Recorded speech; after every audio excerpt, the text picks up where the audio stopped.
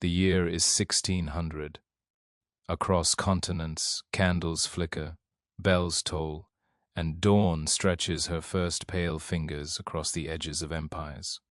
In Japan, a young samurai polishes his sword, unaware that his country stands at the edge of a unification that will end centuries of war. In England, the Thames carries the dreams of merchants and poets, a kingdom on the cusp of empire and enlightenment.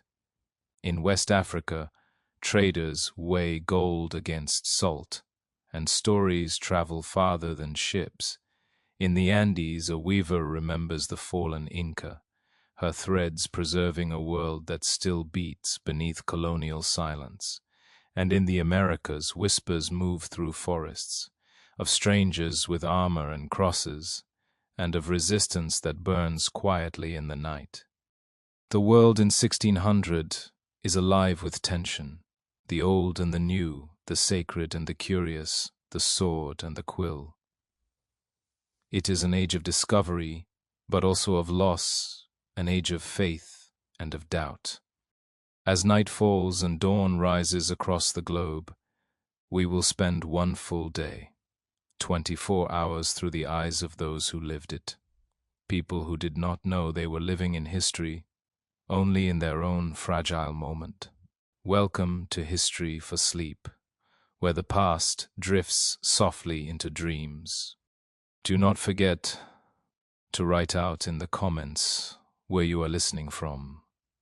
I'd love to know in which places around the world I am helping people sleep even more soundly. Plus, if you like what I do here, subscribe now and let tomorrow's dream begin where this one ends. The sun never rises the same way twice. In the year 1600, humanity stood at a crossroads, a single world divided by distance, faith, and ambition. As dawn passes from east to west, we begin to see. We are all watching the same light. Chapter 1. The Morning Mist of Edo. Japan, Tokugawa dawn. The mist hangs over the Sumida River, curling like breath from the lungs of the earth. The year is Keicho 5, though most in the streets of Edo, what the world will one day call Tokyo, mark time by the rice harvest, not the emperor's reign. Hiroto, a 20-year-old samurai of modest birth, wakes to the sound of a wooden clapper echoing through the morning air. The city is still half asleep, but the smell of miso broth already floats from the kitchens of fishermen's huts.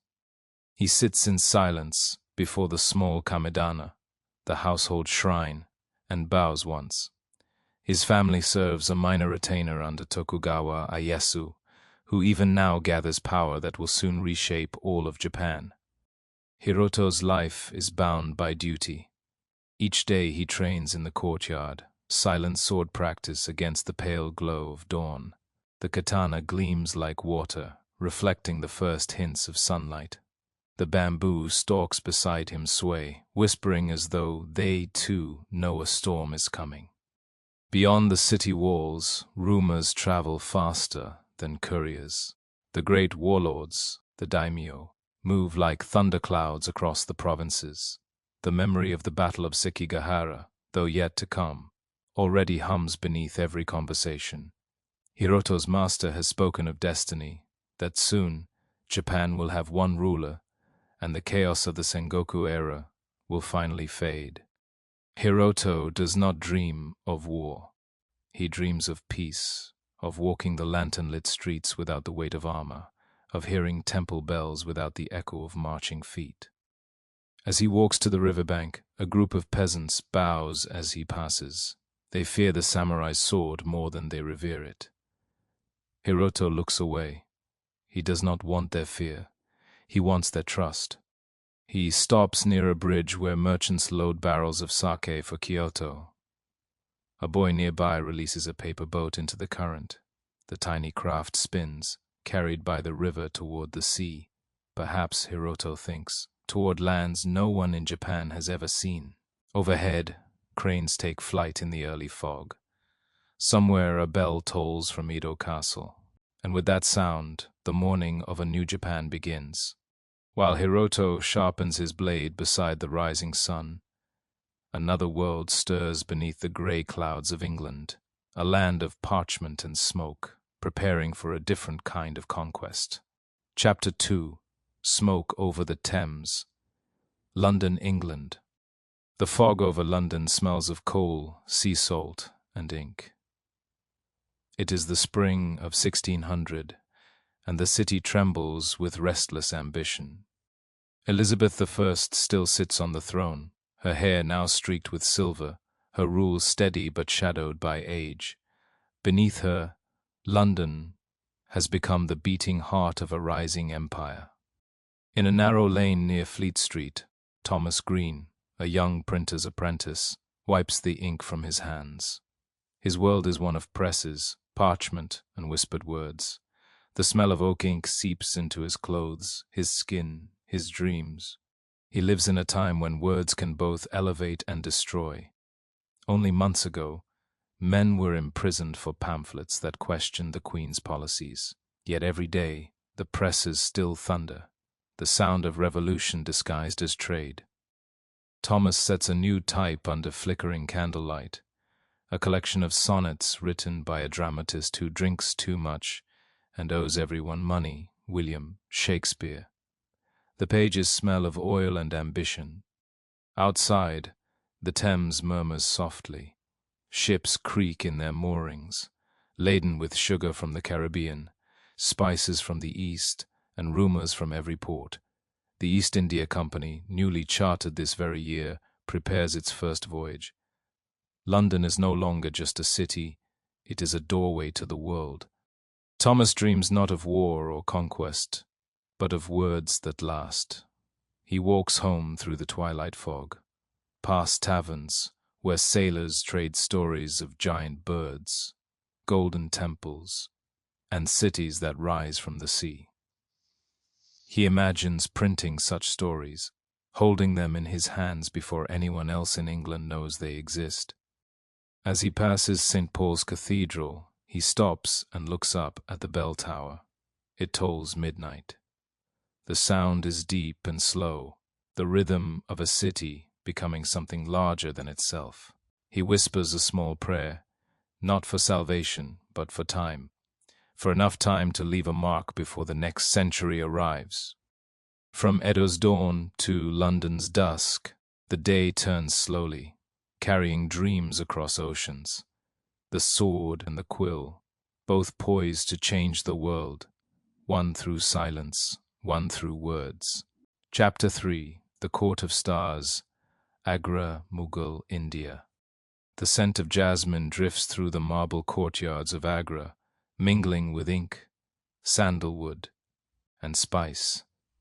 It is the year 1600, and the Mughal Empire glows at its zenith beneath the rule of Emperor Akbar the Great. In a quiet corner of the palace observatory, Amin Rahman, a court astronomer, traces constellations upon a parchment spread across the floor. The dome above him opens to the heavens, revealing a velvet sky scattered with stars. His tools are simple, brass astrolabes, measuring chords, and patience, but his questions are vast. Every night he measures the motions of the planets, searching for harmony in their dance. For him, the cosmos is not chaos, but divine order, proof of a creator's geometry. Around him, the palace hums with life. Poets recite verses in Persian and Sanskrit. Scholars debate Aristotle and the Quran, while musicians tune their sitars for the evening performance. Akbar's court is a world within a world, a confluence of religions, languages, and dreams. Amin rises and looks toward the horizon. The faint glow of dawn touches the minarets of the Agra fort, painting them gold. From his balcony, he can see the Yamuna River, its waters still and silver under the new light. In the great hall below, Akbar is said to rise early, not to command armies, but to listen to philosophers. Amin has seen him many times, seated cross-legged, his face calm, as Jesuit priests from Goa present celestial charts beside Hindu scholars quoting the Vedas. Amin's own thoughts wander between science and faith. His mentor once told him, "The stars may guide our ships, but never our souls." Yet he cannot help but feel something sacred in their motion, a quiet pulse connecting heaven to earth. Later that morning, he walks through the palace gardens. The marble pathways are lined with running water, fountains shaped like lotus flowers, and parrots that flash emerald and gold in the sun. He passes courtiers discussing caravans from Persia trade with the Ottoman Turks, and rumors of distant lands beyond the sea, lands ruled by pale-faced men with crosses and cannons. To Amin, these stories sound like myths. The world beyond Hindustan feels impossibly far, and yet he has charted the stars that connect them all. He knows that beneath the same heavens, men in distant lands look up and wonder at the same light. He returns to his observatory that night, records a final measurement, and closes his scroll. His ink-stained hands rest on the cool marble floor. He thinks of how time moves, like the planets, in slow and perfect circles. He does not know that within half a century, a new city, Shahjahanabad, Delhi, will rise, and the empire will reach for even greater glory. For now his world is still. The stars wheel above him, ancient and eternal. The stars over Agra fade as dawn reaches farther west. While Amin lowers his gaze from heaven to earth, another man wakes to the scent of the sea and the call to prayer. In a city where continents meet and empires trade whispers. Chapter 4: The Spice of Empire. Istanbul, Ottoman Empire. The Bosphorus glows like molten copper beneath the morning sun. Seagulls wheel above the domes and minarets of Istanbul, calling out over a city that never truly sleeps. Layla al-Karim, a merchant's daughter, balances a tray of spices on her hip as she walks through the Grand Bazaar. The air is alive. Cinnamon, saffron, cloves, and smoke, a perfume of empires. It is 1600, and the Ottoman Empire stretches from Hungary to Yemen, its reach vast, its heart beating here in the city of the world's desire. The Sultan Mehmed III rules from Topkapi Palace, a world apart from the crowds below. But Layla's family lives by trade, and trade is the true power of Istanbul. Her father is a spice merchant, his stall crowded with colors. Turmeric like powdered gold, indigo like crushed sky. Layla knows each by touch and scent. Every morning she weighs shipments from the ships that arrive from Alexandria, Basra, and the Red Sea. Every evening she copies numbers into her father's ledger, her handwriting small and precise. But Layla has another secret. She writes stories, tales of travelers and dreamers who cross deserts and oceans. She hides them among the spice pages, written on scraps of parchment that smell faintly of cinnamon and clove. Today, a Portuguese ship anchors in the harbor, its sails torn from a storm. Foreign tongues fill the air. One sailor speaks of a land called Brazil, where trees bleed red sap like blood. Another claims to have seen Englishmen sailing toward the east, seeking the same spices she now measures by hand. Layla listens quietly, her heart beating faster. To her, the world feels both enormous and close, as if every gust of wind carries a new story from beyond the horizon. She pauses before a window overlooking the sea. Across the water, the call to prayer rises from 100 minarets, overlapping like waves. The domes of Suleymaniye Mosque shimmer in the light. In that moment, she feels the pulse of the empire, its faith, its trade, its hunger for beauty. At sunset, she returns home through winding alleys, her fingers stained with saffron dust. Her mother lights a lamp and hums a lullaby.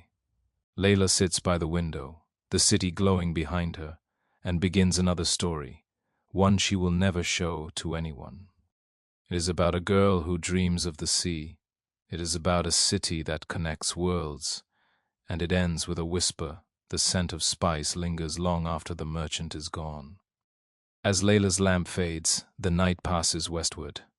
Across oceans, in the jungles of the New World, a drumbeat echoes through the dark, another heart, another story, waiting to be heard beneath the same moon. Chapter 5. The River of Gold.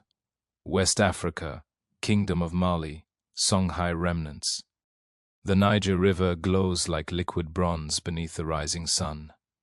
Fishermen cast nets in silence, while, along the muddy banks, women sing softly as they wash clothes, their voices blending with the rustle of papyrus reeds. The year is 1600. The Songhai Empire, once a mighty kingdom of scholars and traders, has fallen, shattered by Moroccan muskets, but the land still breathes its rhythm of survival. Amina Diarra, a young griot's apprentice, walks barefoot along the water's edge. In her hand she carries a small kora, a lute of polished gourd and stretched hide.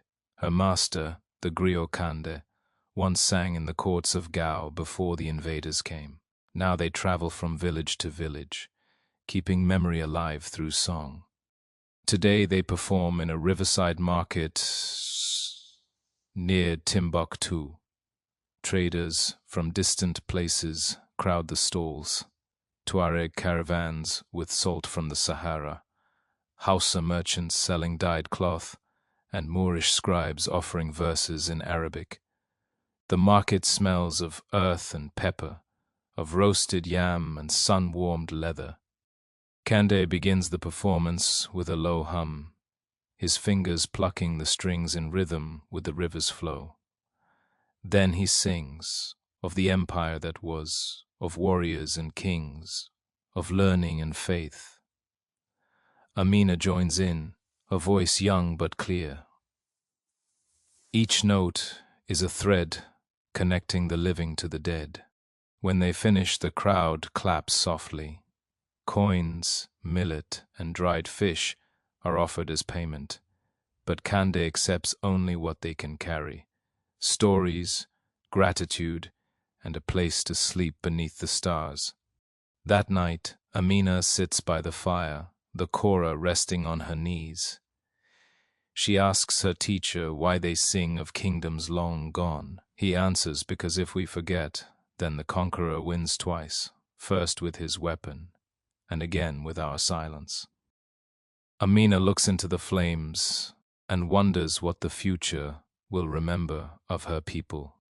She dreams of a day when scholars will again fill the libraries of Timbuktu, when caravans will cross the desert not with muskets, but with words.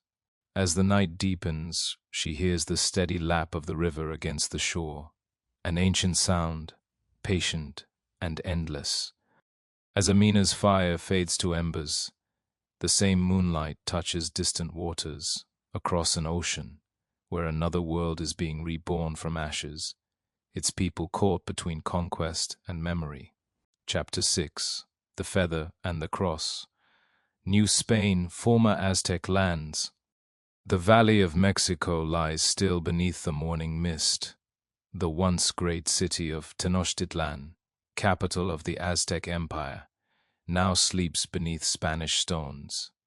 Where canals once glittered with canoes, streets now echo with hooves and church bells. Isabel Tenoch, the daughter of an indigenous scribe and a Spanish soldier, wakes to the sound of those bells. She is 16. Her mother still calls her Itzal, her Nahua name when they are alone. But in the eyes of the priests, she is simply Isabel de la Cruz. She helps her mother weave cloth for the market. Each pattern tells a story of the corn goddess, the eagle, the lake that once surrounded the city. But she must be careful. The friars call such symbols idols. Still, in secret, She weaves them small, hidden in corners where only she will know. Her father, long gone to the northern mines, left behind a few words of Castilian and a silver rosary. She wears it now, not out of faith but memory. At midday she walks to the market square. Spaniards haggle for cacao beans, priests read sermons aloud in Latin, and native traders move silently between them, carrying baskets of fruit and feathers dyed in the colors of the sunset. Isabel stops before a mural being painted on the side of a chapel. The artist, another mestizo like her, paints a golden angel standing over a serpent. She notices how the angel's wings resemble those of Quetzalcoatl, the old feathered god. It is a quiet rebellion in paint. She smiles, though no one else would see the symbol. The old gods have not vanished. They have learned to wear new names. That evening she climbs the hill of Tepeyac, where her grandmother once prayed to Tonantzin, the mother goddess. Now a chapel stands there to the Virgin of Guadalupe. The candles flicker as the sun bleeds red across the valley. Isabel kneels. She does not know if she prays to the Virgin or to her grandmother's goddess, perhaps to both. The wind carries the smell of incense and the faint murmur of the city. She imagines the buried canals beneath her feet, the sleeping heart of Tenochtitlan still beating in the soil. In the twilight she whispers to the air, "We are still here," and as the stars emerge, she feels, for a moment, that the world itself is listening. While Isabel kneels among candles and memory, across the ocean the sun is setting on another shore, a land of wooden houses and restless seas, where new worlds are being claimed, and old ones are fading into mist. Chapter 7. Ash and Tide. Jamestown Harbor, English colony of Virginia. The Atlantic wind smells of pine, brine, and smoke. Waves slap against wooden pilings where a small group of settlers unload crates of salted meat and iron nails. The place is still more wilderness than settlement. Jamestown, they call it, though it barely exists. A few huts, a stockade, and the ever-present watch for native eyes in the forest. Edward Hale, a carpenter's son from Bristol, bends to check the planks of the palisade.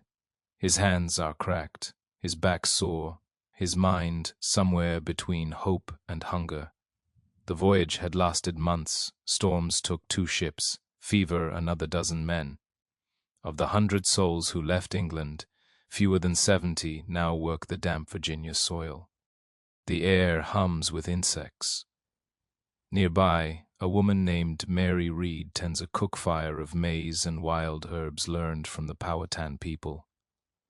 Some settlers mock her for it, but they eat the stew all the same. Hunger teaches faster than pride. Edward glances at the river. It glitters like glass under the noon sun. He remembers the Bristol docks, crowded with the smell of tar and ale, and wonders whether anyone there still says his name. He was promised land, wealth, and God's favor. What he found instead were mud walls and fear. Yet there is beauty here. At dusk, the sky burns violet, strange birds wheel above the marsh reeds, and sometimes, when the firelight catches her face, Mary smiles with something like peace. That evening, the governor reads from a worn Bible, "Be fruitful and replenish the earth." Edward listens, but hears only the crackle of the fire and the distant hoot of an owl. When the meeting ends, he walks to the riverbank. Fireflies spark in the dark. He touches the wooden hull of a half-built boat and feels the living grain beneath his palm. "If we can make her float," he whispers, "perhaps we can stay."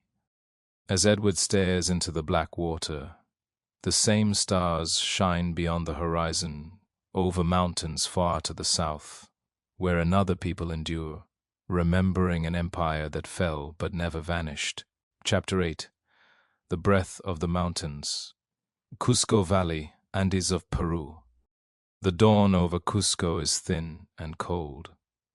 Mist drifts between terraces where potatoes bloom white beneath frost. From the high slopes, the snow of the Apus, the sacred mountain spirits, glares like 1,000 mirrors. Yupanqui Meta, an Inca weaver and messenger, wakes before the sun touches the valley. His hut stands on the edge of a colonial road now patrolled by Spanish riders. Once, this path was part of the Capacnan, the royal highway that stitched the empire together from Quito to the southern deserts. He still calls it by that name, though the Spaniards use another. He ties his woven sling around his waist, offers a coca leaf to the earth, and whispers a prayer to Pachamama, the mother of all. The sound of a church bell drifts from the new cathedral built on the stones of Coricancha, the temple of the sun. Each ring feels like both wound and heartbeat. Yupanqui's daughter Nina watches him prepare. She is 8 years old and already learning Spanish hymns at the mission school. She sings them softly while her father gathers cloths dyed with cochineal and indigo, tribute to be delivered to the colonial administrator. As they walk through the valley, farmers bow their heads to him. The messenger still holds respect.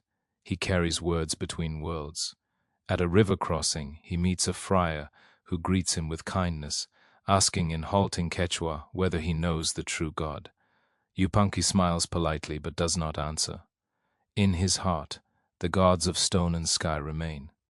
At noon, he reaches the ruins of Sacsayhuaman.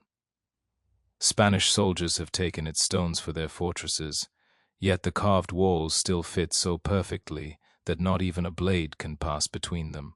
He rests his hand on the granite, warm from the sun, and feels the vibration of the old empire humming beneath. He thinks of his ancestors who built roads through mountains, who measured stars, who wove empires not from conquest alone, but from faith in order.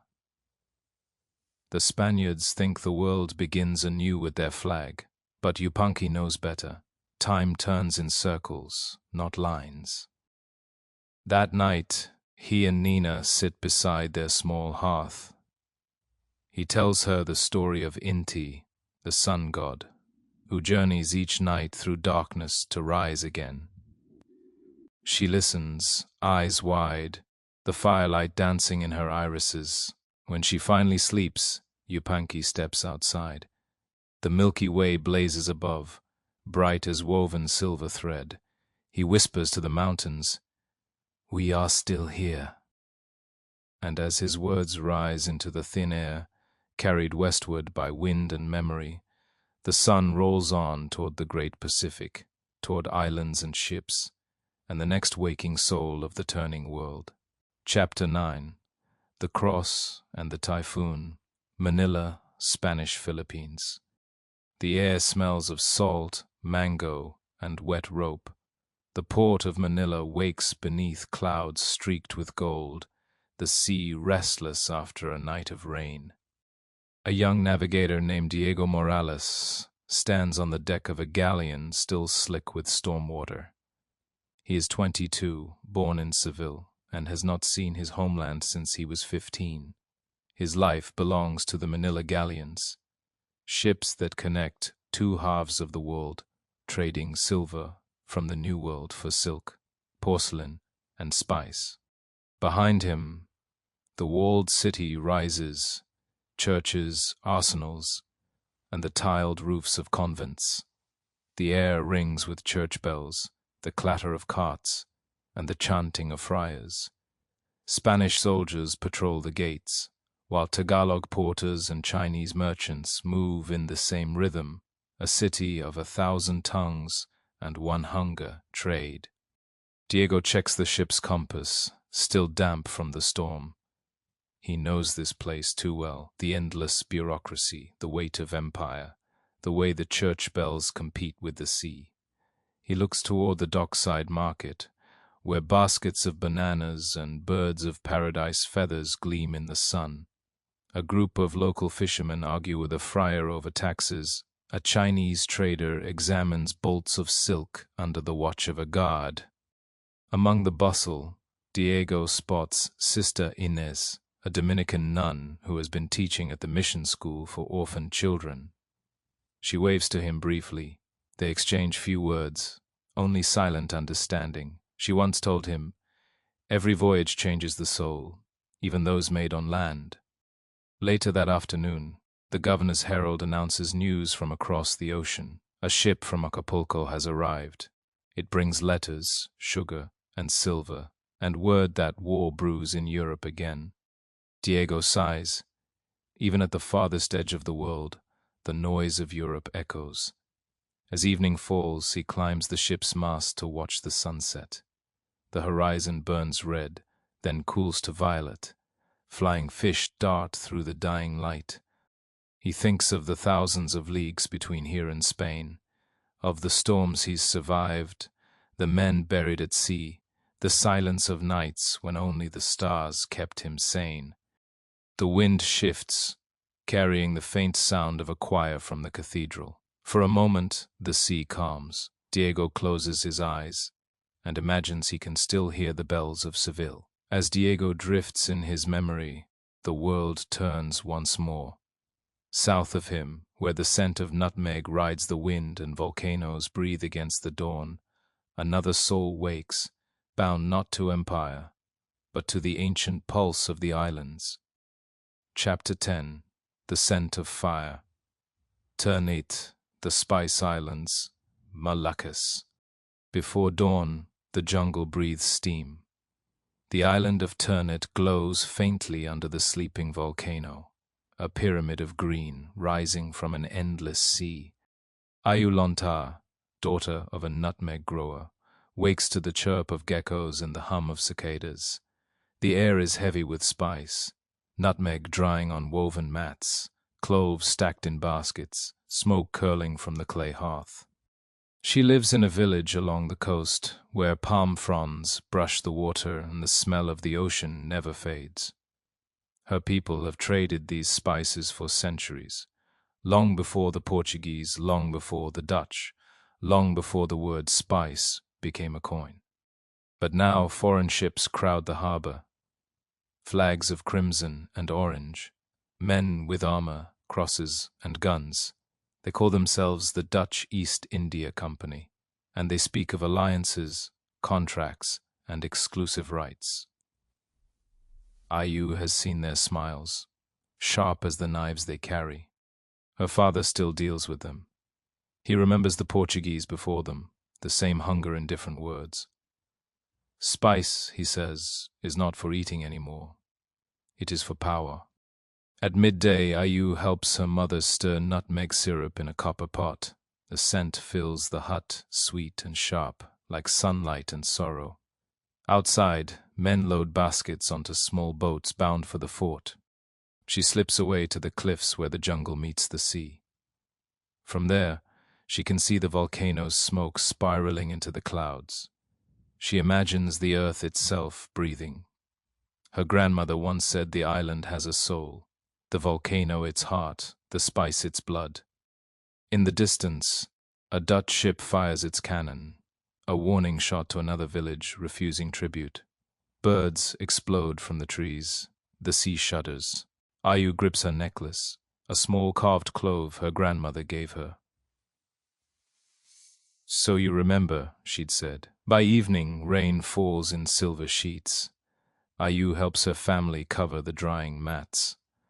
The scent of wet nutmeg thickens the air. In the flickering torchlight, the island feels ancient, alive, watching. As the thunder fades, she lies awake listening to the rain drum against the roof. In her half-dream, she imagines the spices whispering. Stories carried from the mountains of Java to the markets of Istanbul, to the perfumed halls of Venice, to the feasts of kings. She wonders if those faraway people ever think of the hands that grew their flavor, the hearts that fed their empires. While Ayu sleeps, the night tide rolls west, and the first light of a new dawn touches the deserts of Arabia, where another soul, half merchant and half mystic, will greet the day in prayer, unaware that his breath, too, belongs to the same turning world. Chapter 11. The Steam of Mocha, Yemen, Red Sea Trade. Before the sun climbs the brown hills of Mocha, the air already carries a low hum, donkeys' hooves, on basalt stones, sailors calling across the quay, the slap of wet rope on planks. The Red Sea is a breathing thing here, a lung of trade that fills and empties with the monsoon. From the harbor, lateen-rigged dhows tilt like resting birds, their sails drying after a night passage. The smell that rules them all is new to the world and older than doubt. Kawa, coffee, smoky, bitter, and a little like rain on hot dust. Ahmad ibn Barakat, the son of a Hadrami broker, lifts a burlap sack to judge its heft. He presses a bean between thumb and forefinger and listens for the faintest crack. The finest beans are tight and green as unripe olives. The poor ones crumble. He has learned to tell the truth of a harvest by sound alone. By 1600, Mocha has become the throat of a new habit. Sufi lodges in Yemen's highlands long ago drank coffee to keep vigil through the night, chanting the names until dawn. Now caravans bring sacks from terraced hillsides around Al-Baida, Yafi, and Jabal Haraz, where farmers coax shrubs from cliffs, the color of iron Ahmad buys from men with sun-seamed faces, measures with brass weights, notes with a reed pen the orchards, altitudes, and rumors that cling to each lot like dust.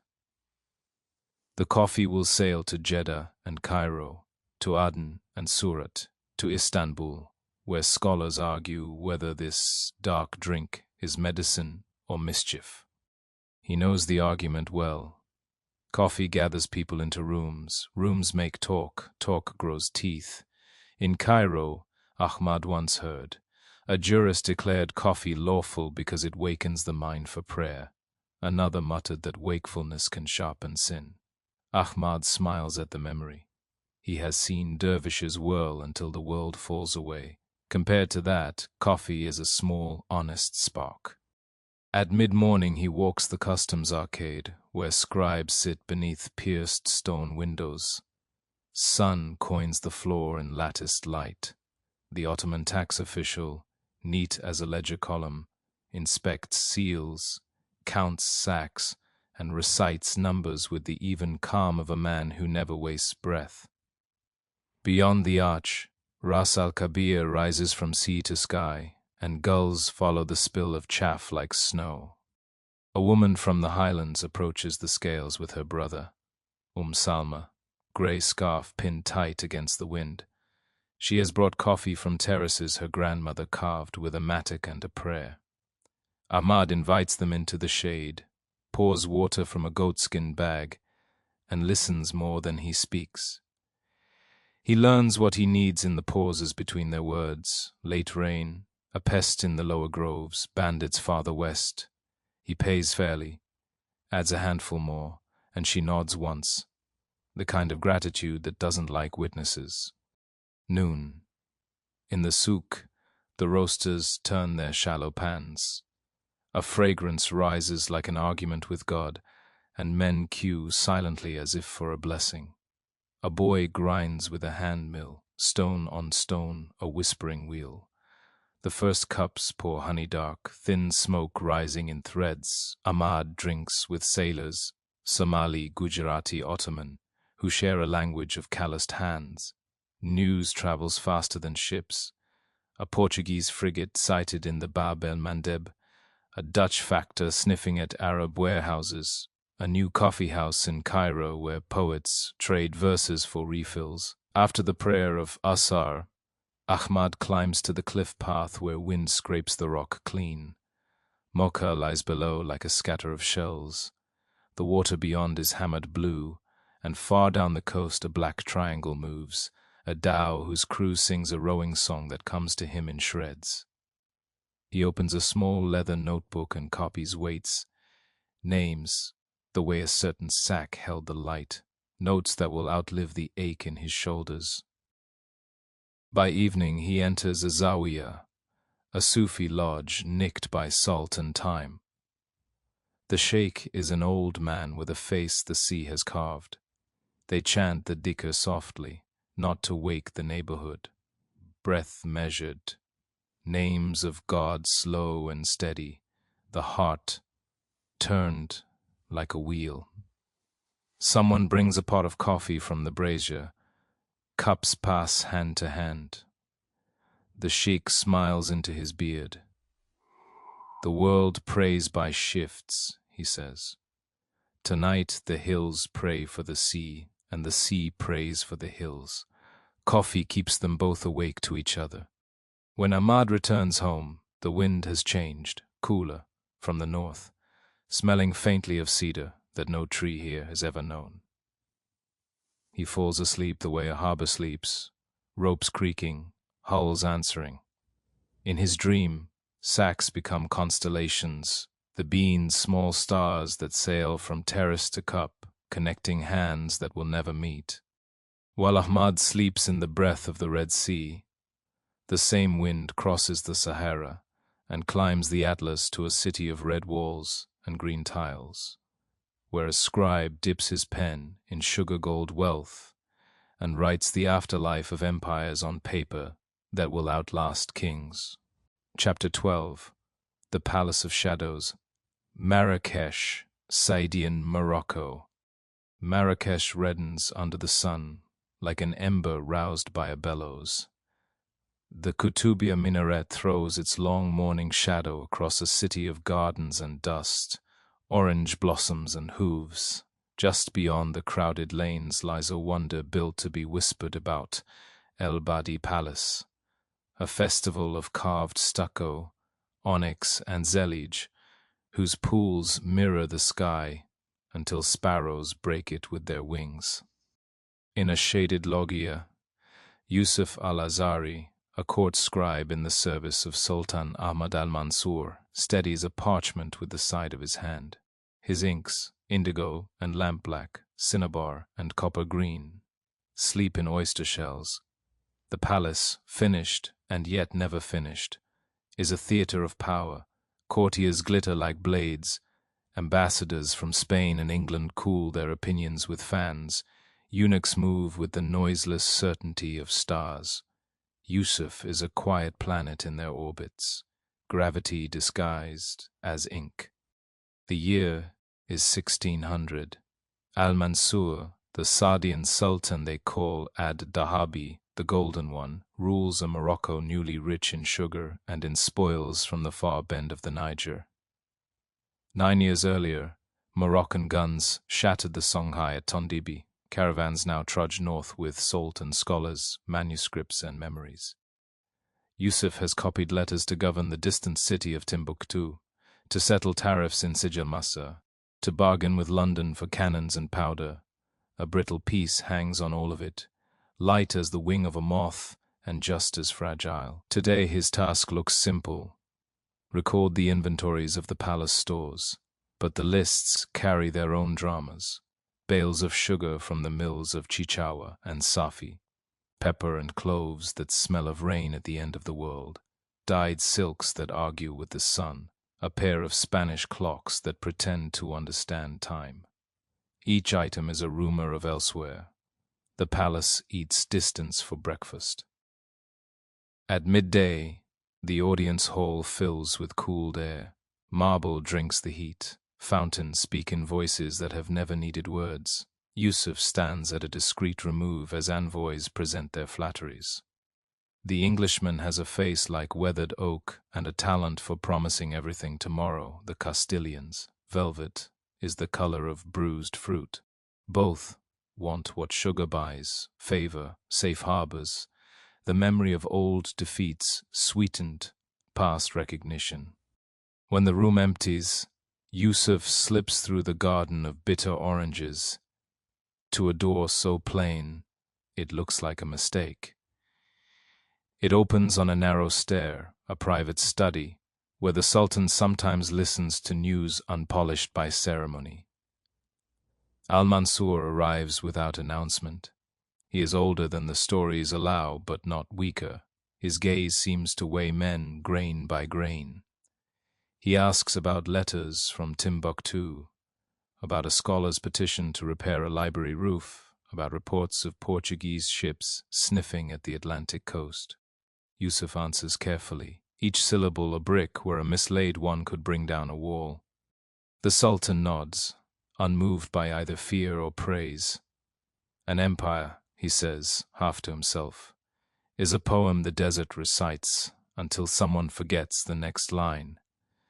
He dismisses Yusuf with emotion that is not unkind. By late afternoon, the Jama' al-Fna square erupts in its daily theater. Acrobats, snake charmers, peddlers of secrets and sesame cakes. Yusuf buys a paper cone of chabakia, glazed in honey, as thick as a promise. He stands at the edge of the crowd where a storyteller unrolls a world with his voice, kings undone by dreams, thieves escaped by wit, saints who smiled so widely that God had to forgive them. Children sit cross-legged, eyes the size of dates. A blind man beats a drum. His grandson collects coppers in a brass bowl dented with history. As the sun bruises toward purple, Yusuf leaves the square by the gate that tastes of dust and empire. He walks past sugar warehouses where men unload congealed gold in sacks that leak sweetness. Near the caravanserai, a Tuareg merchant describes a river as wide as patience, a city where books were once worth more than salt, a girl who sings the genealogy of kings from memory. Yusuf hears Amina's echoes in the story he does not know, one thread tugging another across the loom of the world. Night in Marrakesh arrives the way a candle is cupped by a careful hand. The palace becomes a geometry of lamps, courtyards a map of quiet. In a small room that smells of gum arabic and cooled wax, Yusuf cleans his reed pen against his thumbnail and nudges the inkstones into a line that pleases him. He closes the ledger and sets a small weight upon it, a stone from the Dra Valley, smooth with years of river. He steps onto the terrace. The Atlas Mountains cut their black teeth against a sky busy with stars. Somewhere beyond those ridges, a caravan will choose between wells by the brightness of a certain constellation. Men steer by stories, he thinks, as ships steer by stars.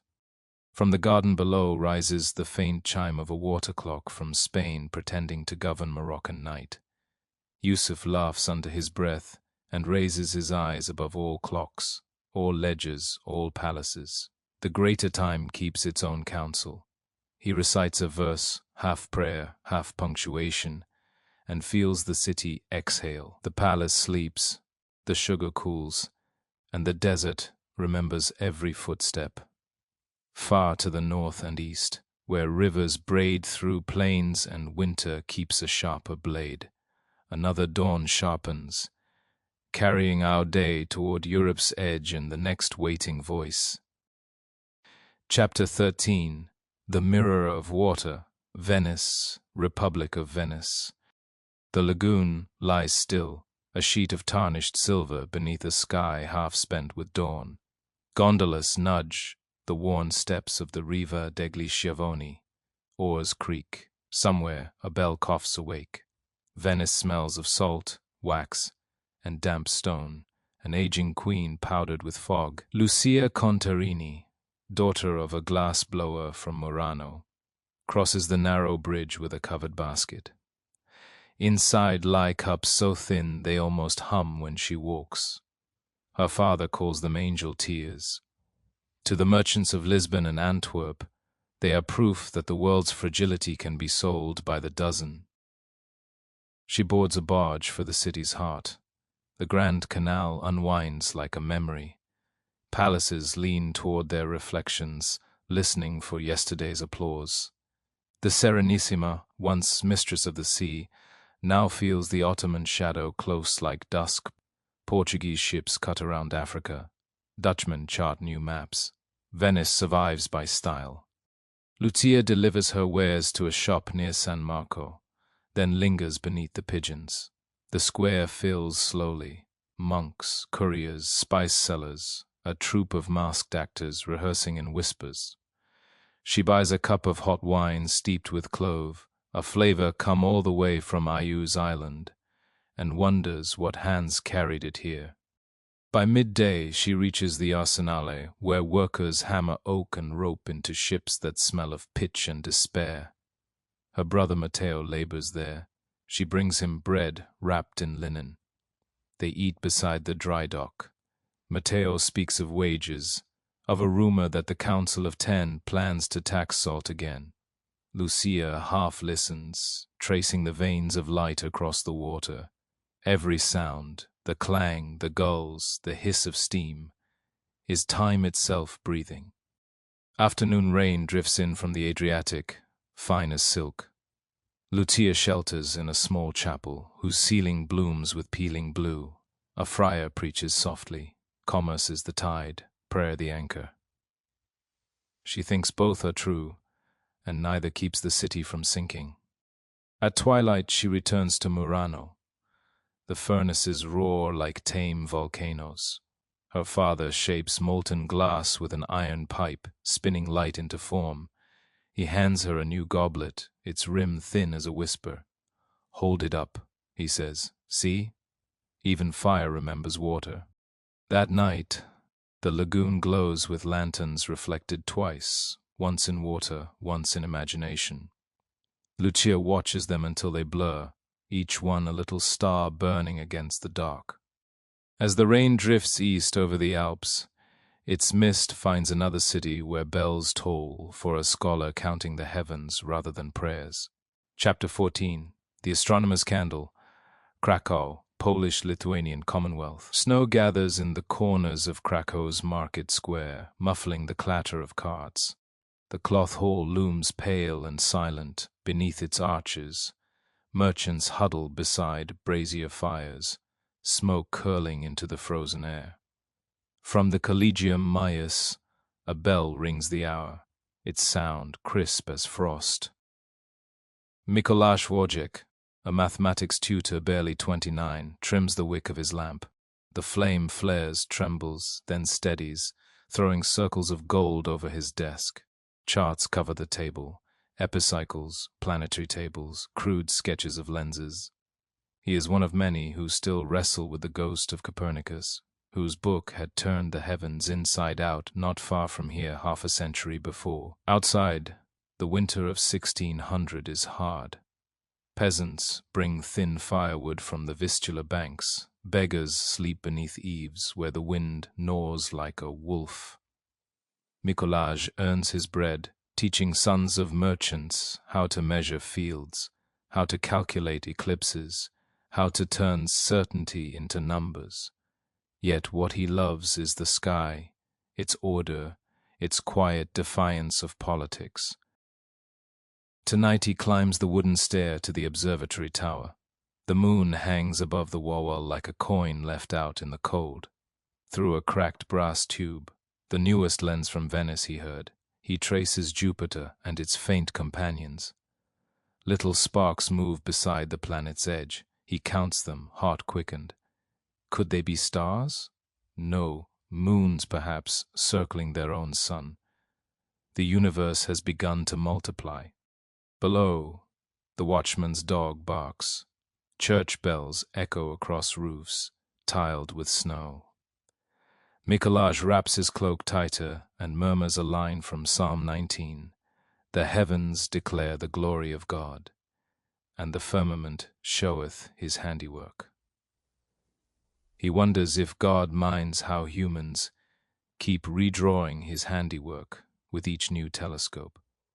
At dawn, he descends, fingers numb, eyes raw.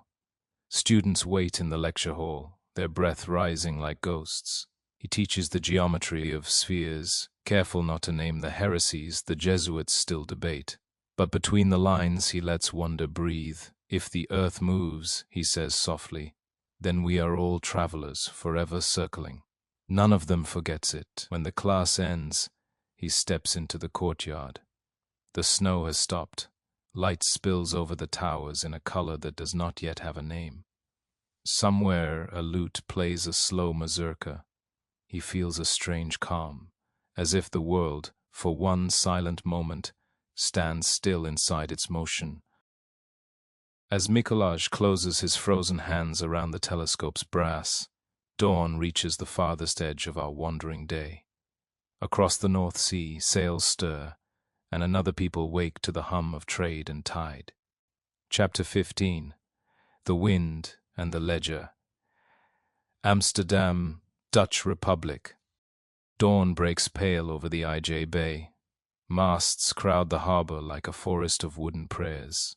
The air smells of hemp rope, damp wool, and promise. Els van Rijn, 26, wraps a shawl against the cold and steps onto the quay.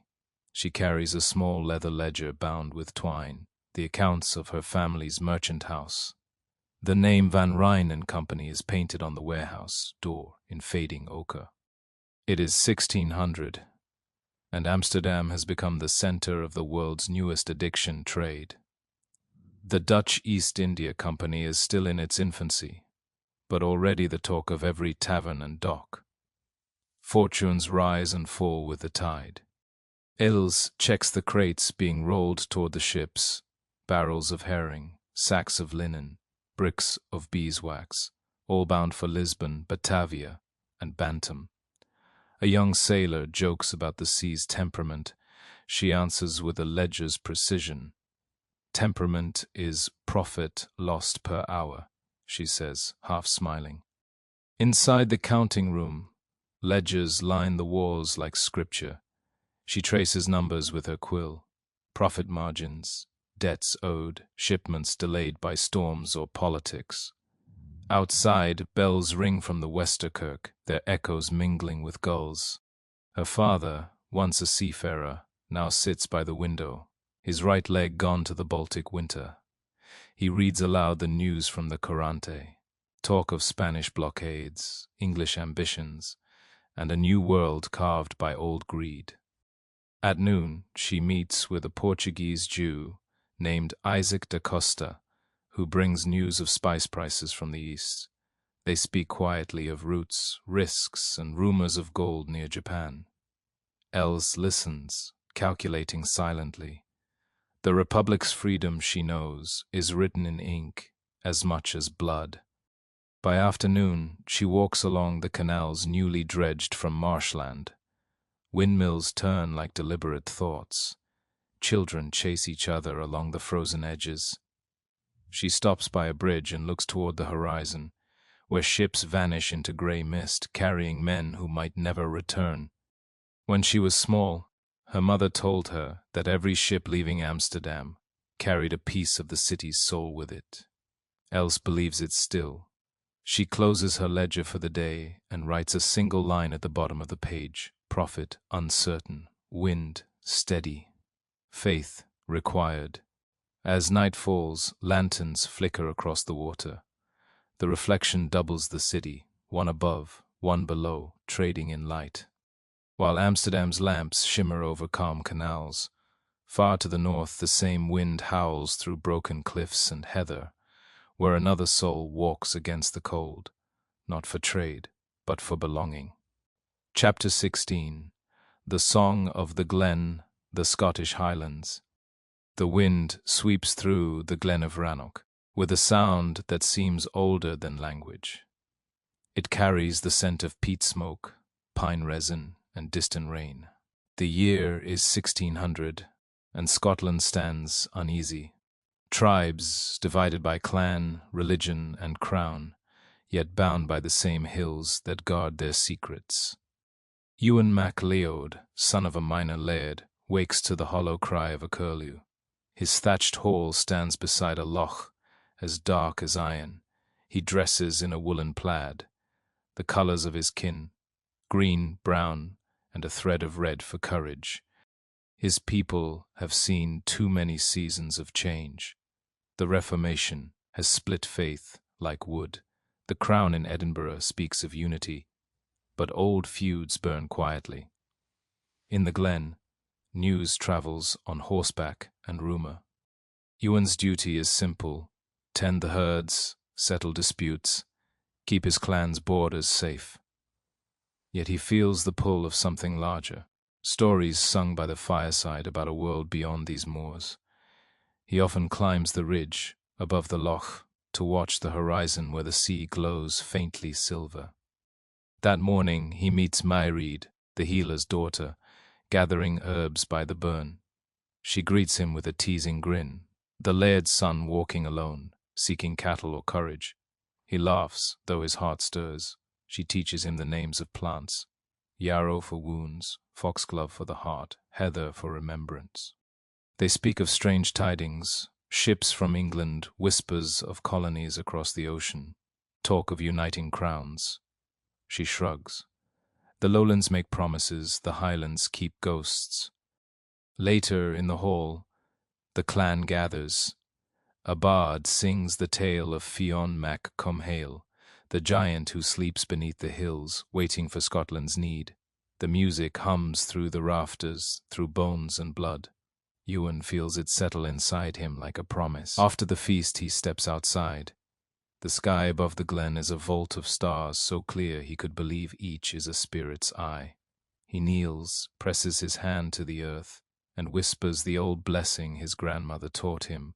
May the road rise to meet us, and the wind never turn its face. The mountains answer with silence, but it is a comforting one, deep, eternal.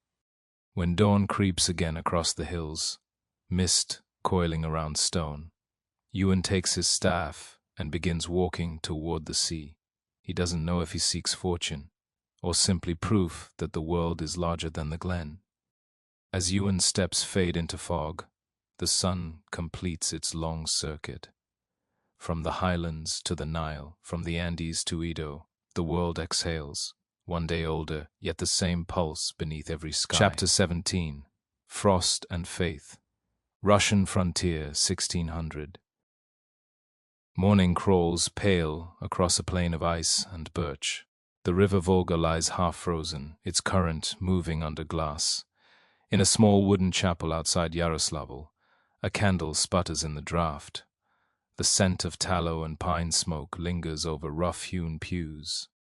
Anya Morozova, widow of a trapper, wakes before dawn to chop ice from the well. Her breath turns to crystals in the air. A sleigh creaks nearby where her son harnesses the mare. They will carry furs to the town market: fox, sable, and hare. Russia. In the year 1600 is a country between centuries, still haunted by the memory of Ivan the Terrible, uncertain of its czars, yet endlessly vast. They travel through fields rimed white. Church bells sound thin in the distance. Along the road, a procession of pilgrims trudges toward the Trinity Lavra of St. Sergius, each carrying a small painted icon pressed to the chest. One man sings a hymn so low it feels more like breath than voice. Anya joins softly, almost without knowing the words are the only warmth that never runs out. In the marketplace, traders stamp their feet for heat. A monk sells candles made from beeswax, brought up the Volga from Kazan. A foreign merchant from Lubeck haggles in broken Russian over flax. The empire's edges meet here in the shuffle of boots and the steam of horses. Anya trades her pelts for salt, rye, and a spool of scarlet thread, luxury for the headscarf she'll weave come spring. Her son stares wide-eyed at a musket displayed by a soldier. The man lets him touch the barrel, cold and smooth. Soon, he says, our armies will reach the great Siberian rivers. His breath smells of vodka and distance. That night snow falls heavy. In the cabin, the hearth glows. Anya threads her needle with the new red silk, each stitch a small defiance of hunger and frost. She hums the pilgrim's hymn again. Outside, wolves call from the dark forest, their voices long and hollow but not cruel, just ancient. She thinks of the world beyond the trees, of cities she will never see, seas she will never cross, and the quiet truth that her fire, too, is part of the same sun that warms faraway lands. While Anya's hearth crackles beneath the northern stars, the same sun slides westward, trading snow for sand, its light spilling over a desert where travelers navigate not by rivers, but by memory and faith. Chapter 18. The Lantern of the Dunes, Arabian Desert. Night descends on the Rub al-Khali, the empty quarter, a silence so wide it seems to listen. The dunes shift in sleep, their edges traced with silver moonlight. Salim al-Rashid, a Bedouin guide, kneels beside a small fire shielded by a ring of stones. His caravan rests nearby, 6 camels, 3 merchants, and 2 pilgrims bound for Mecca. Year is 1600, and the desert remains what it has always been, a passage more than a place. The fire crackles softly. Salim sprinkles cardamom into a dented brass pot. The smell of coffee, beans from Ahmad's hills of Mocha, rises into the cold air. One of the merchants recites a verse from the Mu'allakat, the pre-Islamic odes. Another listens with closed eyes, lips moving in silent prayer. The stars above them are infinite and ordered. Salim can name them all: Suhail, Aldebaran, Al-Nitak.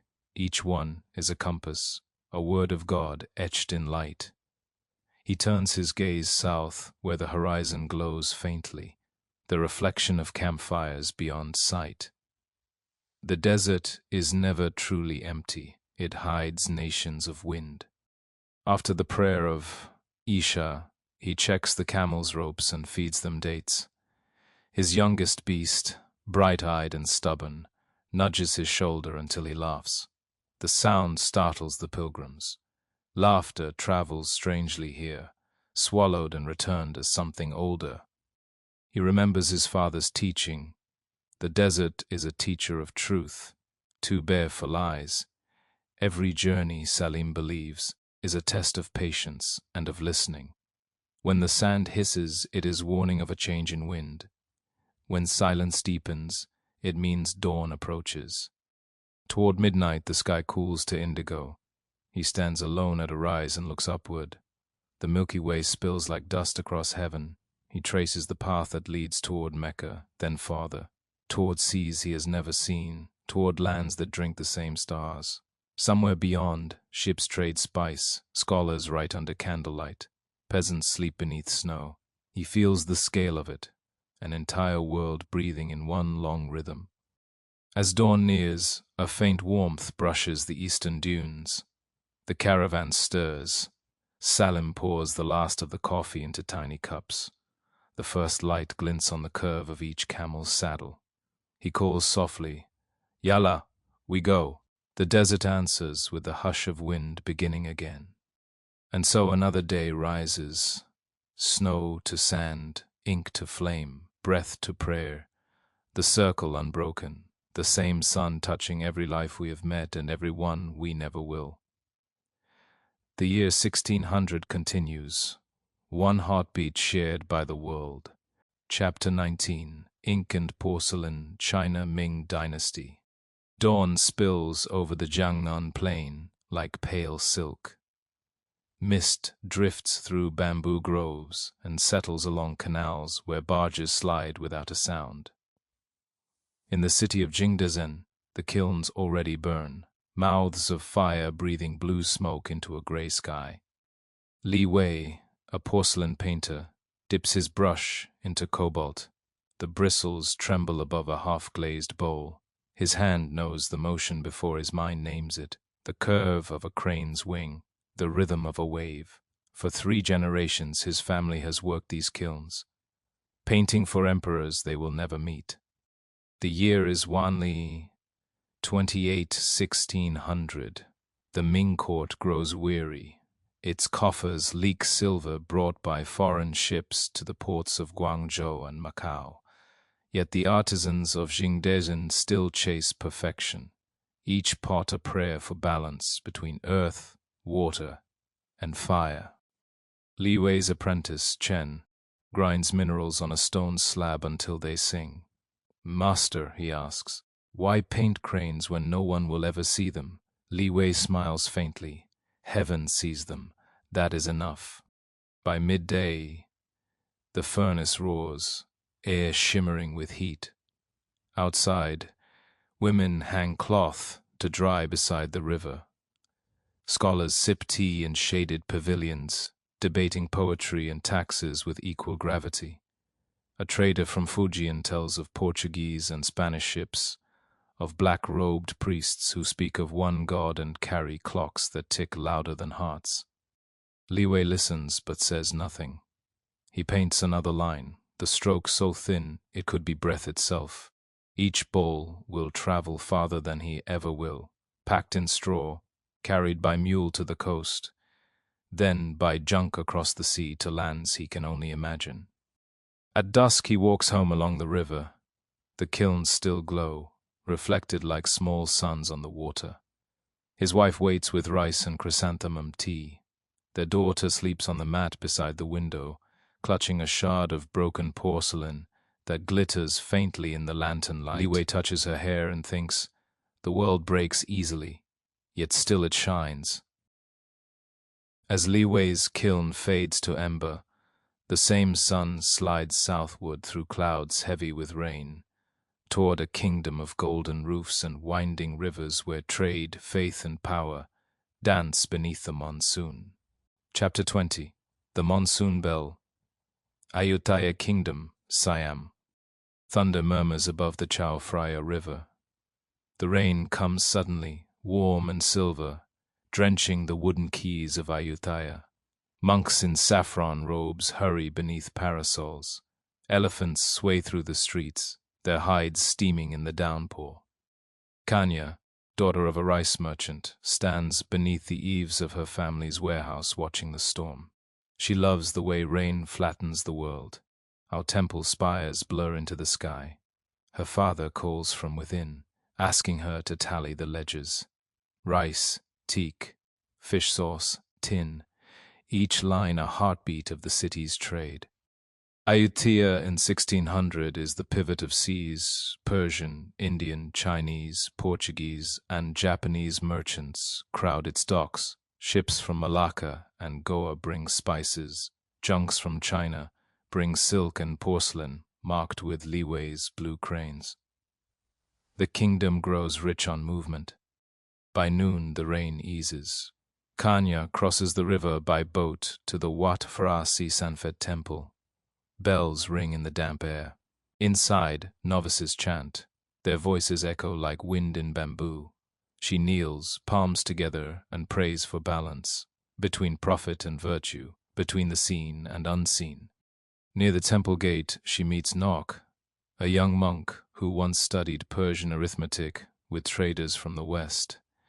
He tells her of strange devices called astrolabes, and of a far land where ice falls from the sky even in summer. The world is larger than karma, he jokes. She smiles. Then perhaps karma must walk faster. In the evening, the market flares alive again. Lanterns glow red and green over stalls of battle nut, silk, and sandalwood. Foreign tongues ripple like music: Arabic, Tamil, Dutch, Japanese. A Portuguese musician plays a lute. Nearby, an elephant calf sneezes, startling children into laughter. The city feels infinite. Kanya buys a small porcelain bowl painted with cranes, one of Li Wei's, though she will never know it. She holds it up to the lantern light. The glaze catches the flame like moonlight trapped in water. Later, as she closes the shutters, the river hums below. Fireflies drift over the surface like fallen stars. She places the bowl beside her bed and whispers, "May tomorrow bring calm water." The rain returns before dawn, tapping softly on rooftops. Beyond the horizon, the same storm moves east, toward islands and oceans where another circle of lives waits to begin. The world turns again, its stories endless, its heart unbroken. Chapter 21. The Ocean's Memory. Polynesia, South Pacific. The sea wakes before the sun. Swells rise and fall like breathing. The horizon glows faintly, a silver rim between darkness and dawn. Tanoa, a navigator of Raiatea, crouches beside his canoe, tracing stars in the sand with a stick. He marks Sirius, Altair, and the Southern Cross, his fingers moving like a prayer. His grandfather taught him that each star holds a path, each current a word in the ocean's long language. Their people call themselves the voyagers, the children of wind. For generations they have sailed between islands, Tahiti, Samoa, Rarotonga, with nothing but the night sky and memory for maps. Today, Tanoa prepares for a short journey to a neighboring atoll, bringing breadfruit saplings and woven mats as gifts. He ties ropes of coconut fiber, checks the outrigger for cracks, and rubs his palms with shark oil. His wife, Moana, places a garland around his neck. "The sea remembers kindness," she whispers. The canoe glides out as the first light bleeds over the waves. The ocean smells of salt and promise. Flying fish scatter. The sail snaps like a heartbeat. Tanoa reads the rhythm of the swells, the rise and fall that tells direction more clearly than any compass.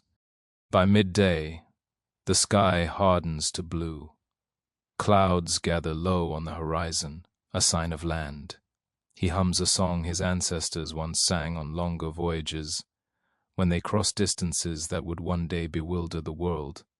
The words mean, roughly, the ocean is wide, but the heart is wider. He reaches the atoll at sunset.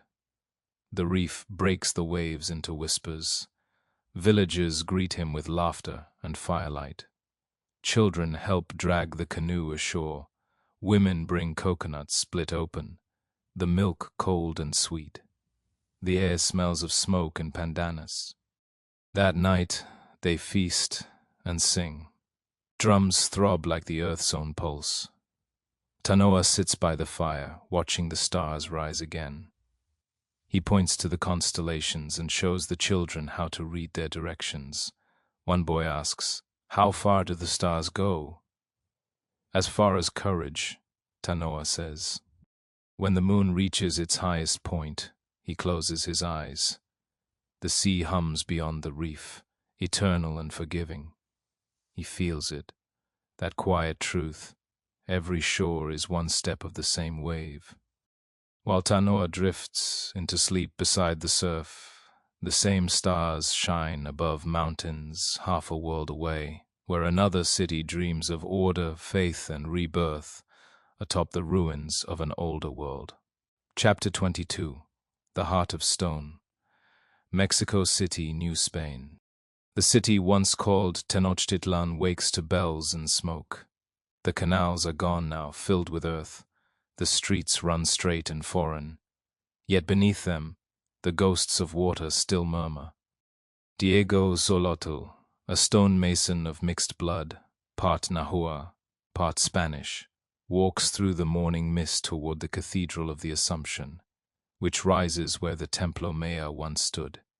The year is 1600 and Mexico City trembles between two hearts, one of prayer, one of memory. His hands are white with lime dust.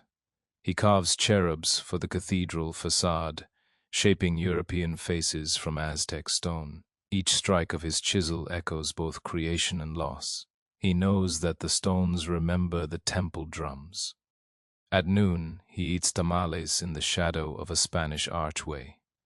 Across the plaza, friars preach in Nahuatl to children who repeat the Ave Maria with the same cadence once used for invocations of Quetzalcoatl. The sounds overlap like two worlds talking in sleep. Diego's friend Maria Coyotl, a market vendor, joins him. She sells maize, chili, and cacao wrapped in woven reed baskets. "The Spaniards say the world begins in Rome," she laughs softly. "Perhaps they've never seen our sunrise." In the afternoon, rain darkens the stones. The scent of wet dust fills the air. Diego covers his tools and looks across the plaza to where Lake Texcoco once shimmered. He imagines canoes gliding again, flowers floating on the water. He can almost hear it, the rhythm of paddles, the song of reed flutes. Before sunset, he walks home through narrow alleys lined with lanterns. A procession passes, Spanish soldiers, native laborers, and a priest carrying a gilded cross. Some kneel, others simply watch. Diego stands among them, neither bowing nor defying, just witnessing. At home, he lights a candle and places it beside a small clay figurine his grandmother gave him. A hummingbird god, worn smooth by generations. He crosses himself, then whispers in Nahuatl, "May the gods of earth and heaven share the same sky." Outside, thunder rolls across the valley, and rain begins again, washing the streets clean for one more night. As Diego's candle flickers against the storm, the earth turns eastward once more. Across oceans and deserts, night gathers, not as an ending, but as the quiet breath between one heartbeat of the world and the next. Chapter 23. The Trader's Tide, Senegambia Coast, West Africa. Morning rises slow and heavy over the Gambia River. Mangroves glisten with dew. Parrots shriek from branches that dip into the brown water. Canoes slide through the mist, their paddles lifting small jewels of sunlight. Bakari Jatta, a Wolof trader, kneels by his boat, counting cowrie shells into a leather pouch. He trades in amber, kola nuts, and cloth, goods that flow inland to the kingdoms of Jolof and Kabu, and outward to the waiting ships of the Portuguese and Dutch. He speaks 4 tongues, Wolof, Mandinka, a little Arabic from traders who ride with salt caravans from the Sahara, and the rough Portuguese picked up from the docks at Goree Island. Trade is language, language is survival. Today he will journey upriver to exchange salt for grain.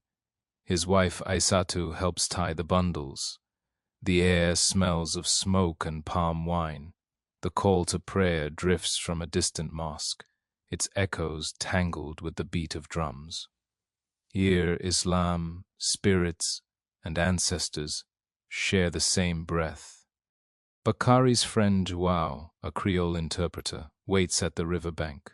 The Europeans speak of gold again, he says. They say the land itself bleeds it. Bakari smiles thinly. Let them chase what blinds them. The river carries what it wants. By noon, they push off. The current is strong, glinting with silt. On one bank, children fish with nets woven from raffia. On the other, tall grasses bow in the wind. The world feels eternal, yet Bakari knows it is changing. More foreign ships anchor each season. They bring guns now, not just cloth. He's heard whispers, men being taken, sold beyond the horizon. That evening, he sits by the fire at the trading camp. He opens a small pouch and pours out his cowries. Their smooth surfaces reflect the flames, pale, almost like eyes. He wonders what the next generation will see when they look into the same river.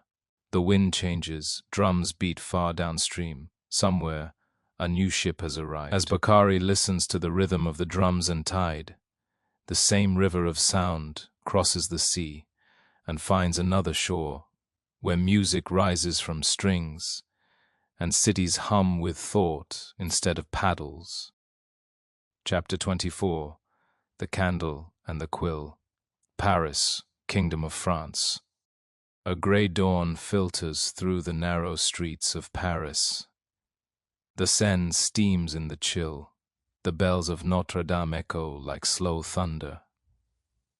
The year is 1600, and King Henri IV rules a city at peace for the first time in decades. Claire Duval, a bookseller's apprentice, sweeps the shop floor, stirring dust and the faint perfume of parchment. She loves the sound of turning pages, the whisper of ink drying. Scholars come to her master's shop from the new College Royal, debating theology, anatomy, and the heavens. especially since the Italian Galileo began speaking of moons around Jupiter. Claire herself reads by stolen candlelight. She dreams of writing, though the world does not yet have a word for women like her. In her small notebook, she copies phrases from Montaigne, letters from Italy, fragments of poems. Each night she hides them between the covers of heavier tomes, as if smuggling herself into history. That morning, a man in fine lace brings news. The king has ordered a new bridge, Pont Neuf, to link the islands of the Seine. The city grows, as all living things do, from wound to wonder. At noon, Claire delivers books to a noble household near the Louvre. She passes beggars, soldiers, and flower sellers. She hears the murmur of markets, the laughter of children playing with hoops made of barrel rings. Paris smells of bread, ink, and horses, the scent of civilization balanced on chaos. That evening she walks home along the river. Lanterns tremble in the current. She pauses to write a line on her scrap of paper. All things are reflection, the water, the word, the world. At home she lights a single candle. The flame flickers against her face. She copies her day into her notebook, the customers, the bridge, the rumor that somewhere in England a man named Shakespeare writes plays that make kings weep. She does not know that her quiet act ink meeting paper is part of the same story that began when humanity first painted on stone. The candle burns low. She presses her palm to the notebook's cover and whispers, "May someone find this when I am dust."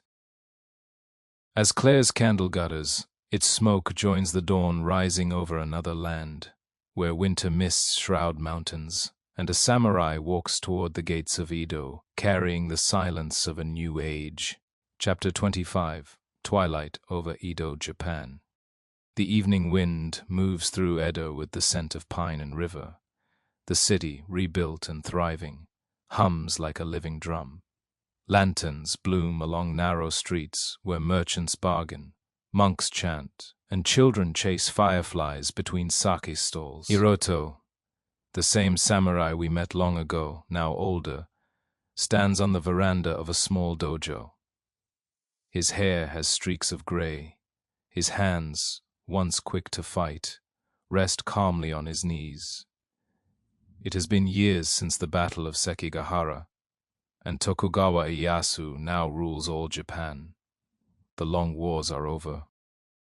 The peace feels strange, like a silence too complete. His students practice quietly in the yard, bamboo swords clacking in rhythm. He corrects their stance, their breathing, then dismisses them with a bow. As they leave, he lingers by the garden pond. Koi ripple beneath the surface, flashes of red and gold against the reflection of the moon. He remembers the boy he once was, standing by this same river, polishing his blade and dreaming of glory. He has learned that honor lives not in victory, but in restraint. Later, he walks through the market. Farmers sell persimmons, poets recite verses of Matsuo Basho, though the poet himself is still a child somewhere in the provinces. A new kind of art, ukiyo-e, pictures of the floating world, begins to bloom among woodcarvers. The air is thick with possibility. As night deepens, Hiroto stops before a tea house. A musician plucks the shamisen. The notes fall like rain. Inside, travelers speak of Dutch traders in Nagasaki, of strange telescopes that can see the mountains of the moon. He listens, smiling, the world still unfolding, and yet somehow at peace.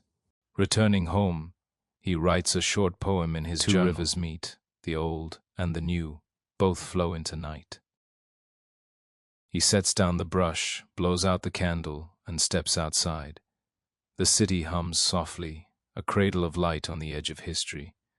Above, the moon floats pale and perfect, the same that glows over deserts, mountains, and oceans.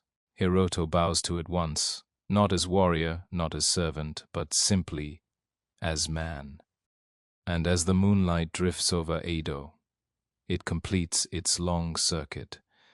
The same light that touched the Ganges, the Volga, the Thames, and the Nile. The world sleeps beneath it, bound not by empire or faith, but by time itself. A single, endless day. Chapter 26. The Garden of Shadows, Persia, Safavid Empire. Morning glows like brass over Isfahan, turning domes into lanterns. The city is a jewel of turquoise and geometry, arches bending like prayers, fountains whispering the verses of architects long gone. Under Shah Abbas I, Persia blooms again, its empire stretching from the Caspian to the Gulf. Parisa bint Kamal, daughter of a miniature painter, grinds lapis lazuli on a marble slab. The powder glows blue as a summer sky, the kind of blue said to calm angels. Her father's workshop is near the Nakshi Jahan Square, where merchants, poets, and soldiers pass each other like verses of a single poem. Today she paints the border of a manuscript, a gift commissioned for a visiting Mughal envoy from India. Each petal, each thread of gold, must be perfect. The book is the conference of the birds, and Parisa lingers over its lines. The path is endless, and the seeker is the path itself. At noon, she steps outside. The bazaar hums with color, carpets hanging like sunsets, coppersmiths hammering rhythm into metal, boys selling pomegranates split open to reveal their jeweled hearts. She stops before the Sheikh Lotfolla Mosque, its tiles alive with shifting light. She watches the pattern bloom into infinity, a silent theology of symmetry. Later, in her father's garden, she writes in her diary, "We paint what we cannot say. The breeze smells of roses and wet earth. Somewhere a flute plays." She closes her eyes, and for a moment the air feels like the breath of God itself. At dusk she returns to her work. The page glows under lamplight, the ink drying to a soft gleam. Each detail seems alive, not decoration, but devotion. As Parisa lifts her brush for the last stroke, a caravan leaves the city walls, carrying silk eastward. The same wind that stirs her garden carries their dust toward the steppes, to another frontier where words and winters weigh the same. Chapter 27. The Steppe and the Star, Mongolia. The grasslands roll endlessly beneath a sky so vast it feels like the world's first roof. The wind moves in waves through the steppe, bending it into green tides. Horses run where no fences dare stand. Batu, a herdsman and descendant of no one famous, wakes to the chill of dawn. He checks the herd by touch and sound, each horse a note in a familiar song. His family travels with the seasons, moving between the Khangai Mountains and the open plains. They follow grass, not maps. His wife Saran tends the morning fire inside the felt jar. The smoke curls through the roof hole toward the stars fading in the light. She pours fermented mare's milk into a wooden bowl, the scent sharp and clean. After breakfast, Batu rides out to find a stray colt. The sky burns with light so pure it hurts the eyes. He hums a tune about the old Khans, the ones who rode east to the sunrise and west to the sea. Their names are still spoken like thunder here, though no empire remains. By noon he finds the colt grazing near a shallow river. He kneels to drink, his reflection rippling. For a moment he feels small against the vastness, a speck beneath the eternal. Yet the thought comforts him. The steppe asks for nothing but patience. At night they make camp. Saran sings to their child, a song of wind and firelight. Batu steps outside and gazes upward. The stars spill across the heavens, the same constellations that guided Tanoa across the Pacific, that glimmered over Amin's observatory in Agra.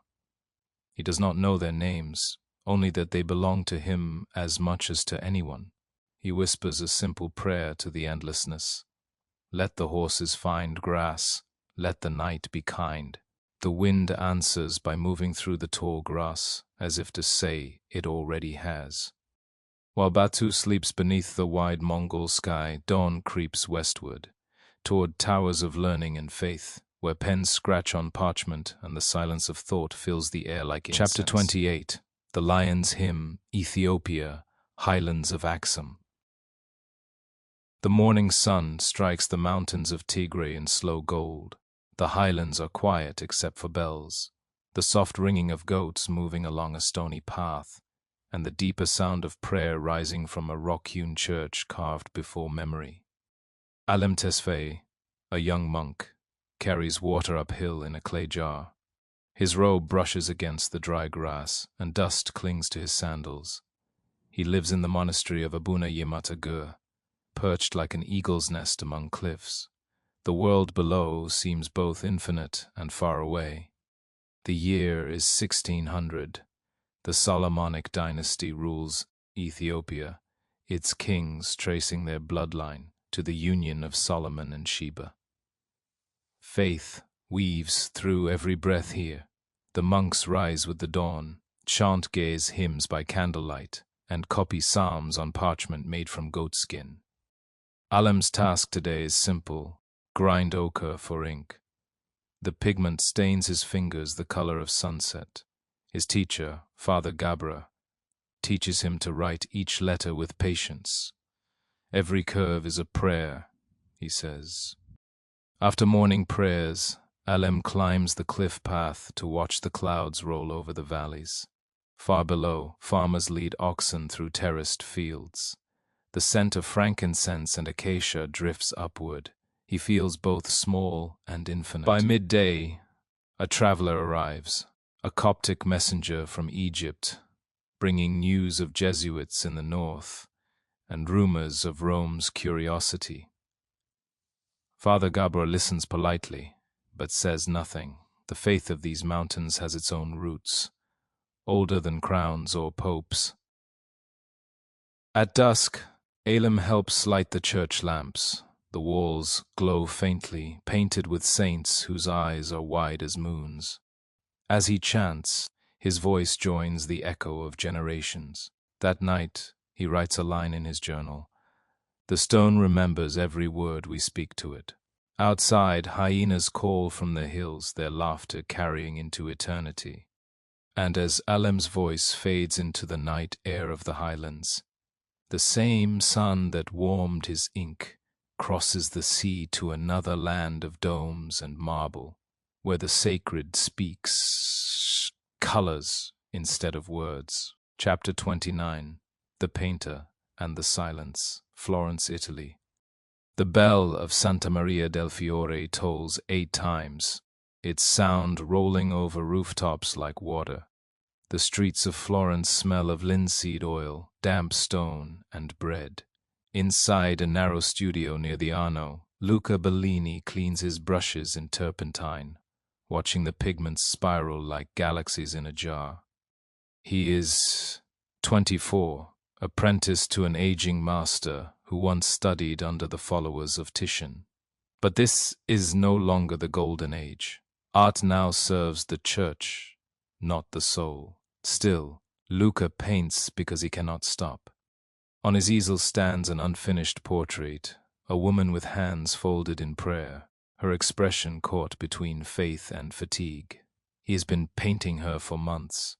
She does not exist. Outside, the streets bustle with traders and pilgrims. A new century stirs beyond the horizon, whispers of telescopes, of philosophers daring to measure heaven. Yet in Florence, beauty still clings to the stones like ivy. At midday, Luca visits the Piazza della Signoria. Children chase pigeons around the statue of David, its marble muscles gleaming in the sun. He sits on a bench and sketches them quickly. Motion, laughter, imperfection. It is life that moves him, not divinity. Back in his studio, light slants through the window, touching the portrait's face. He adds one final detail, a faint reflection in the painted eye, a glimmer that makes her alive. He steps back, breathless. Enough, he whispers. She breathes. Evening falls. He walks to the bridge, watching lamps flicker on the river. The city glows, quiet and eternal. Somewhere, a choir practices inside a chapel. The music rises through the dark like smoke. He closes his eyes and prays not for salvation, but for time. More time to paint what he cannot name.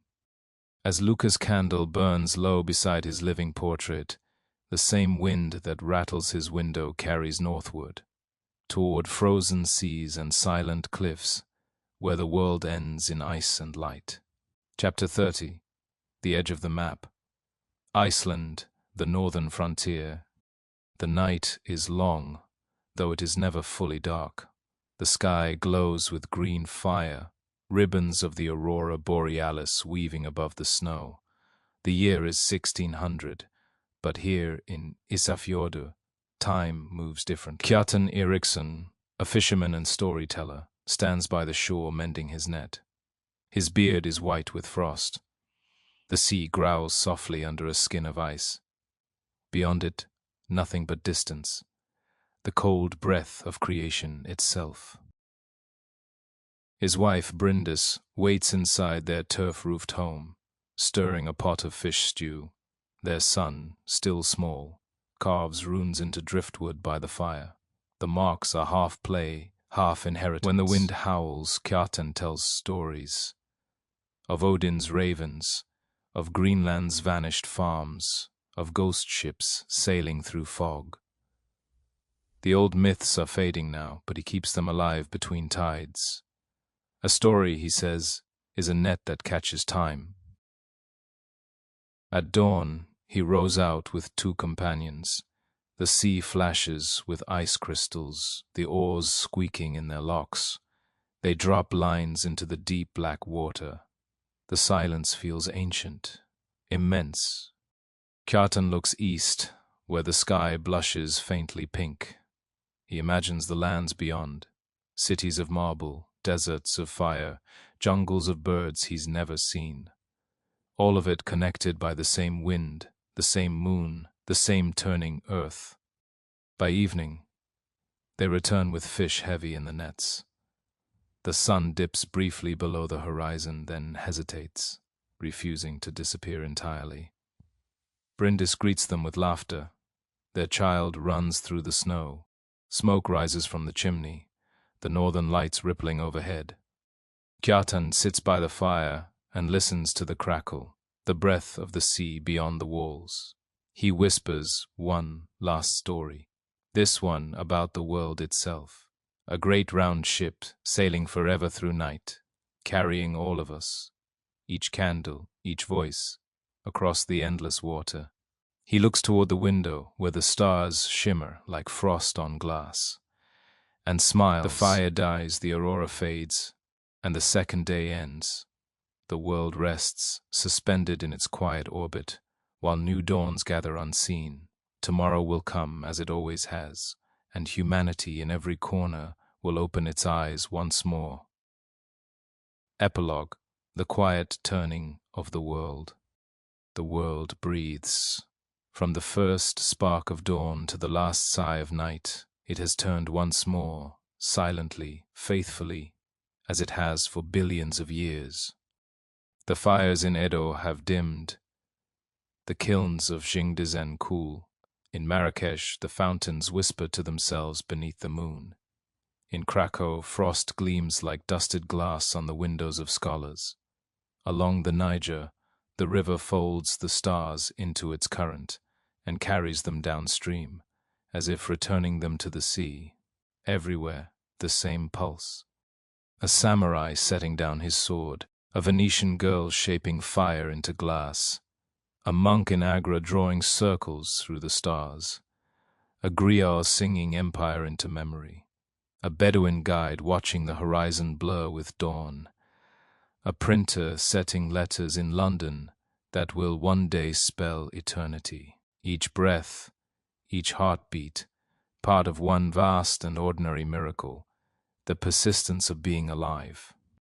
The year 1600 will pass like any other.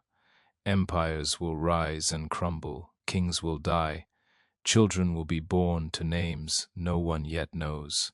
The stories we've walked through, the potter, the navigator, the dreamer, the merchant, the astronomer, all will vanish into time's deep river, and yet something of them remains. In the clay of a broken bowl, in the brush stroke of a forgotten ledger, in a melody hummed by a mother at dusk, in the stars we still follow when roads end. Time does not erase, it folds. Each century presses against the next like pages in a closed book, their words touching even in silence. Somewhere, right now, a hand writes, another builds, another prays, another simply rests. All of them are part of the same turning. So the day ends where it began, beneath the same moon, above the same earth. The sun dips, and the wind crosses oceans to wake another dawn. And if you listen closely, beyond the hum of the present, you might still hear them, the voices of 1600, faint but certain, whispering through the centuries.